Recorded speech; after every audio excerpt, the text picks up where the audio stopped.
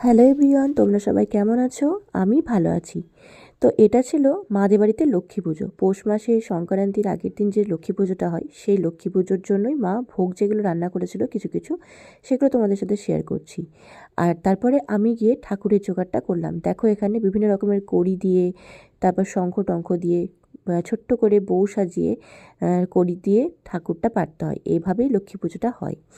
আর আমি সব কিছু এদিকে জোগাড় টোগাড় করে নেওয়ার পরে ঠাকুরমশাই এসে পুজো করলেন। আর এদিকে দেখো আমি ৩টে জায়গাতে নৈবেদ্য সাজিয়েছিলাম। আর মা ভোগে এইগুলো দিয়েছিল, শীষ চচ্চড়ি, পোলাও, খিচুড়ি, আলুর দম, বাঁধাকপি ভাজা, পায়েস, মিষ্টি অনেক কিছুই দেওয়া হয়েছিল। তো সেগুলোই তোমাদের সাথে শেয়ার করলাম। দেখো ভিডিওটা কেমন লেগেছে আমাকে অবশ্যই লাইক কমেন্ট করে জানিও।